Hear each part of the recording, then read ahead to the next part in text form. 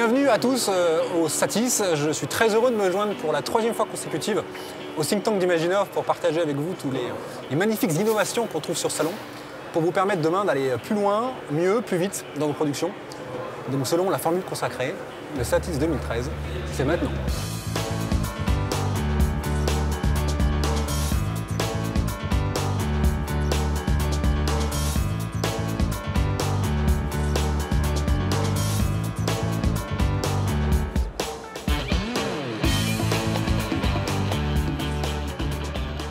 On est avec Antoine de SteadyHand qui va nous parler de ce qui excite beaucoup le Satis et l'audiovisuel en ce moment, en termes d'outils de stabilisation. C'est donc ces nacelles stabilisées dont tout le monde parle. Qu'est-ce que tu peux nous en dire du coup? La nacelle, qu'est-ce que c'est? C'est une technologie qui découle du drone en fait. C'est-à-dire que tous les gens qui font du drone, nous y compris depuis 3 ans, on utilise tous des nacelles. Il y a une nouvelle technologie qui est une nacelle brushless direct drive, c'est-à-dire qu'on a accroché des moteurs brushless directement dans les 3 axes de compensation. Et grâce à un capteur gyroscopique, ça permet de contrebalancer les mouvements. L'intérêt d'une nacelle SteadyHand comme celle-là par rapport à un Steadicam, elle est dans une richesse de mouvements. On va pouvoir avoir une écriture cinématographique différente. C'est-à-dire qu'on peut être au ras du sol, monter en l'air, le mettre sur une perche, le mettre au bout d'une corde, descendre de 30 mètres, se la passer, traverser une fenêtre. C'est des plans qui n'ont jamais été faits avant. Et c'est ça qui est magique, c'est ça qui est nouveau. Et du coup, quand on a envie de sauter dans cette aventure-là, ça coûte combien en gros? Alors nous, pourquoi on est sur cette marque-là? C'est parce qu'on est sur une marque hyper qualitative et pas chère. On est sur du 3 000 € le kit. 3 000 €, c'est à peine plus cher qu'un 5D, donc on peut mettre jusqu'à 2 kg, c'est-à-dire 5D, 6D, même avec des belles optiques. On vit quand même une époque assez extraordinaire, et on est devant la Pocket Cinema Camera, qui est un objet, un ovni, un petit ovni par contre, qui est la première caméra à moins de 800 €, qui est capable d'enregistrer en format RAW, en Full HD. C'est quand même assez impressionnant. Alors c'est un capteur Super 16. Je pense que pour un nombre de sociétés qui effectivement veulent se mettre à tourner en RAW, mais n'ont pas envie d'investir dans des caméras hors de prix, finalement là on a vraiment l'essentiel. Alors qu'il ne peut pas faire de slow motion, qu'il ne peut pas faire de choses trop exotiques, mais qui fait l'essentiel et pour un prix dérisoire. Stéphane, la première question que je vais te poser, c'est, je vais parler du RAW sur le 5D Mark III. On a vu dernièrement... Une très bonne question. Magic Lantern a sorti un firmware qui permet de le faire. Ouais. Canon a eu une expérience de plutôt écouter de ce qui se fait dans l'underground du 5D, etc. Quelle est la vue de Canon sur ce RAW? Est-ce qu'on peut espérer voir un RAW officiel sur ce Mark III? Pourquoi? Comment? Le RAW officiel, en fait, il faut savoir que pour faire tourner un codec, plus il est puissant et plus il faut des ressources sur la machine. Et c'est vrai que clairement, quand on a lancé le Mark III l'année dernière, on n'a pas du tout prévu, en vidéo en tout cas, d'avoir une évolution vers le RAW.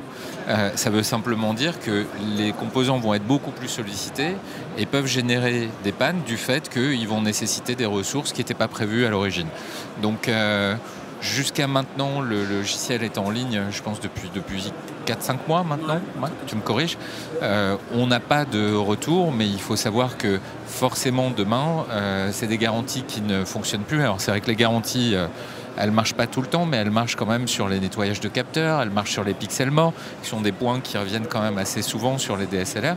On fait du RAW en 4K sur la C500 depuis 1 an, donc je connais bien le sujet. Mais donc pour nous, en tout cas, on suit ça de très près, ça c'est évident. Mais il n'y a pas d'évolution vers un firmware officiel Canon RAW sur le 5D Mark III.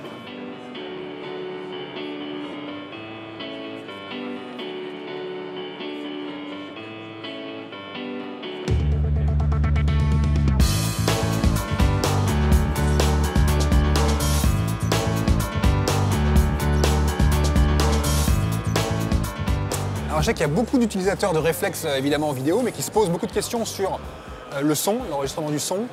C'est parfois un peu compliqué d'utiliser un système externe. Parfois on est seul sur le terrain et on n'a pas envie d'avoir un H4n dans la main, un 5D dans l'autre. Et une solution que j'ai trouvée, c'est le JuiceLink.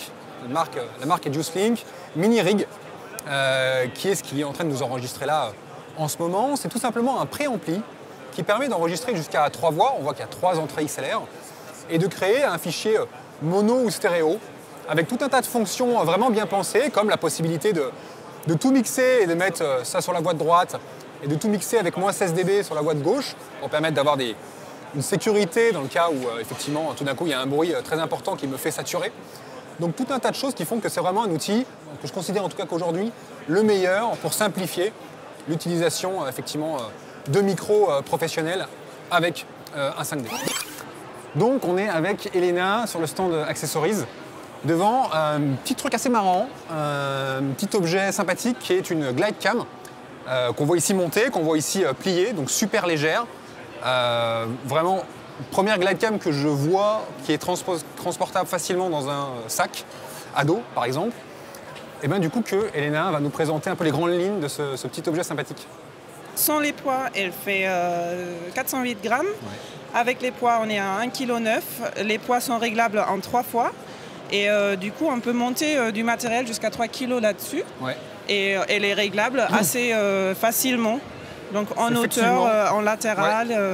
Voilà. C'est ce qu'on a fait tout à l'heure. En fait, on a monté un 6D dessus et sans mentir. Bon, on l'a fait hors caméra, d'accord, mais ça nous a pris 4 minutes, 4-5 minutes. Alors, évidemment, quand on stabilise, on peut se demander si le fait qu'elle soit super légère, ça fonctionne vraiment. Et la réponse est plutôt oui, très honnêtement. On va se faire un essai tout de suite. Si je prends donc mon 6D avec un 1740, ça doit faire 1,2 kg déjà. Donc c'est pas un petit réflexe quand même. Je le prends et je vais partir faire un petit plan dans le Satis. C'est parti. Donc le fait que ce soit très léger, en fait, ne gêne pas forcément ce genre de petite glide cam, puisque généralement le problème des glide cam comme ça, sans bras articulés pour pouvoir le porter, c'est évidemment qu'on se fatigue beaucoup. J'ai bien connu d'autres glide cam qui tombaient dans ce problème-là, et celle-là, elle est quand même extrêmement correcte comme résultat, très légère, et finalement beaucoup plus transportable que tout ce que j'ai déjà vu. Donc plutôt chouette, plutôt bravo. Donc on est avec Patrick Blanchard de Cartoni qui va nous parler d'un outil très sympathique, très impressionnant, qui est ce LM400 de Cineroid, qui est donc un panneau LED extrêmement puissant, qui fait vraiment penser que l'époque où on se travaillait des valises entières de kilos et des kilos de matériel d'éclairage, c'est un peu fini, quoi. Fini, ouais. On est sur un panneau qui fait 20 par 15, mais qui utilise une technologie de LED très performante. On appelle de la LED SMD. Un peu la LED 2.0, quoi. C'est ça. C'est une micro LED plate en fait, donc en fait qui n'a pas de bulbe. Donc gros avantage de cette LED. Premier avantage très puissant. Deuxième avantage très diffus. Une bonne plage de couverture. Donc ce qui nous permet en fait d'avoir un produit qui est très compact, puisque là on est sur un panneau 20 par 15. Avec un rendu qui est 2 fois supérieur à n'importe quel 30-30 qu'on peut trouver sur le marché, qui est un peu la valeur de référence, panneau 30-30. Donc là, on est sur un produit donc 20 par 15 qui fait 500 grammes seul. Bon, après, on peut l'alimenter sur batterie directement. Batterie Veloc, format caméra. Sur lequel on va avoir une autonomie à environ de 3 heures sur une batterie 100 watts standard, ce qu'on trouve en standard. Voilà ce qu'on peut dire. Donc Et alors du coup, c'est peut-être important de dire à la caméra, là on a la puissance la minimum.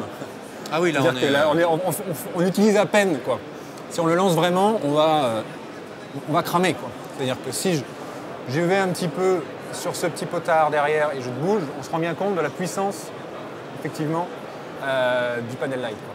Sachant que on a des températures de couleur qui bougent, on peut aller de 3002 à 5006, tout à fait. Ce qui fait vraiment un objet assez parfait pour plein de situations. Dernière chose, le prix 849 €. Très bien, et ça se loue autour de 30-40 € jour. 30 € jour, tout à fait, ouais.